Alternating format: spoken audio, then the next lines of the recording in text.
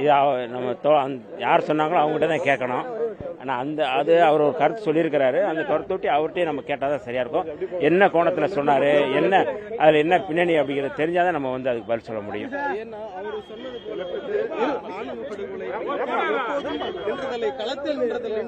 என்னது ஆணவ படுகொலைகளுக்கு 2 திராவிட கட்சிகளும் எப்போதும் களத்தில் நின்றதில்லை என்ற ஒரு கருத்தை முன் வச்சிருக்காரு.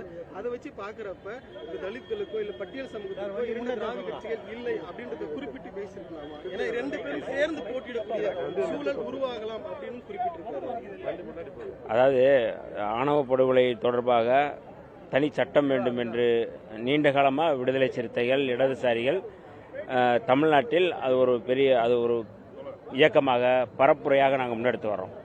இன்னும் கூடுதலாக சட்டப்பேரவையிலும் எங்களுடைய சட்டமன்ற கட்சி தலைவர் மரியாதைக்குரிய அண்ணன் சிந்தனை செல்வன் அவர்களும் இது குறித்து அங்கே சட்டமன்றத்தில் பேசியிருக்கிறார். அதை ஒட்டி தான் கடந்த முறை மரியாதைக்குரிய அன்றைய முதல்வர் முத்துவேல் கருணாநிதி ஸ்டாலின் அவர்கள் முன்னாள் நீதியரசர் KN பாட்ஸ் அவர்களுடைய தலைமையில் ஒரு கமிட்டி போட்டோம். அந்த கமிட்டியின் மூலமாக அந்த ஆணவ படுகொலைகளை தடுத்து நிறுத்துவதற்கான தனி சட்டம் குறித்து அது எத்தனையோ பேர்ட்ட கருத்து கேட்டுட்டு இருக்கிறாங்க. அதனுடைய பரிந்துரைகள் இருக்கு. நாங்கள் கூட அந்த பரிந்துரையை ஏற்று இங்கே சட்டம் இயற்ற வேண்டும் என்று சொல்லியிருக்கிறோம். ஆகவே ஆணவ படுகொலைகளை தடுத்து நிறுத்துவதற்கான தனி சட்டத்திற்கு முன்பாக கடந்த திமுக அரசு அந்த KN பாட்சா அவர்களுடைய ஆணை அவர் தலைமையில் ஒரு விசாரணை குழு போட்டிருக்கிறாங்க. அதனால் கடந்த முறை அதை ஆணவ படுகொலை செய்யட்டும் அப்படின்னு யாரும் சொல்ல மாட்டாங்க. ஆனால் அதை தடுத்து நிறுத்துவதற்கு தனிச்சட்டம் வேண்டும் என்கின்ற அந்த கோரிக்கை வலுவாக இருந்தது. கடந்த முறை நிறைவேற்றி இருக்க வேண்டும், நிறைவேற்றவில்லை. அதை குறையாக சொல்வதை விட இந்த ஆட்சியில் நாங்கள் அது குறித்து செயல்படுத்துவதற்கு அதிக வாய்ப்பு இருக்கு என்கின்ற நம்பிக்கையில் நாங்கள் தொடர்கின்றோம். புதிய நடுவர் மன்றம் தேவையற்றது என சட்டமன்றத்தில் எதிர்கட்சி வச்ச கோரிக்கையை முதல்வர் பரிசீலிச்சு அதையும் சேர்த்து நிறைவேற்றுவாரு.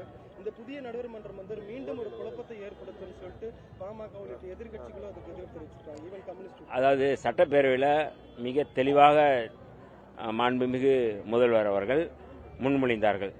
அந்த முன்மொழிந்ததை விடுதலை சிறுத்தைகள் அதை வழிமொழிந்து வரவேற்றோம்.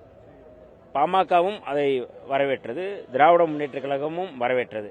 அது சட்டப்பேரவையில் என்ன அந்த தீர்மானமோ அந்த தீர்மானம் என்பது மிக முக்கியமான தீர்மானம், அதை வரவேற்கக்கூடிய தீர்மானம், அது நடைமுறைக்கு வர வேண்டும் என்பது ஒன்று.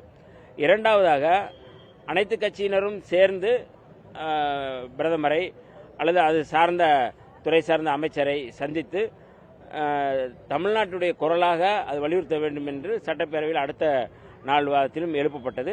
அது குறித்து நாம் வலுவாக பேசி தமிழ்நாட்டுடைய உணர்வை, தமிழ்நாட்டுடைய உரிமையை நாம் முன்னெடுக்க வேண்டிய தேவை இருக்கின்றது. இந்த மேகதாது பிரச்சனையில் இங்குள்ள தமிழர்கள் ஒன்றாதல் கண்டோம் என்று புரட்சி கவிஞர் பாரதிதாசன் சொல்லும்போது, எங்கள் பகைவன் எங்கோ பறந்தான், இங்குள்ள தமிழர் ஒன்றாதல் கண்டு என்று புரட்சி கவிஞர் பாரதிதாசன் சொன்னதற்கு ஏற்ப தமிழ்நாட்டில் நமது உரிமையை மீட்டெடுப்பதற்கு, நமது உரிமையை பாதுகாப்பதற்கு எல்லோரும் ஒன்றாக சேர்ந்து குரல் கொடுக்க வேண்டும் என்பதுதான் எங்களுடைய இலக்கு.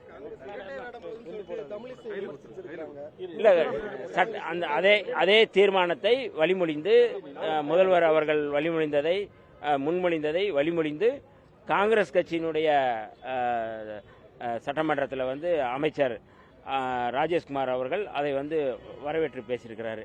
இரட்டை வடம் என்றால் சட்டப்பேரவையிலும் அவங்க பேசாமல் இருந்திருக்கணும். அப்போ இந்த தமிழ்நாட்டை பொறுத்தளவு தமிழ்நாட்டுடைய உரிமைகள் தொடர்பாக காங்கிரஸ் பேர் இயக்கம் சட்டப்பேரவையில் என்ன முன்மொழிந்தோ அதில் உறுதியாக இருக்கிறார்கள். ஆகவே தமிழிசை அவர்களுடைய போக்கும் பேச்சும் அவர்கள்தான் இரட்டை வேடம் போட்டிருக்கிறாங்க அப்படிங்கிறது தெரியும். இந்தியாவினுடைய ஒட்டுமொத்தமாக இந்தியாவினுடைய தலைமை அமைச்சராக இருக்கக்கூடியவர் மோடி அவர்கள் இரு மாநிலங்களுக்கிடையே இந்த பகைமையை தூண்டிவிட்டு அதை வேடிக்கை பார்க்கின்ற ஒரு அரசாக பாஜக அரசு இருக்கின்றது.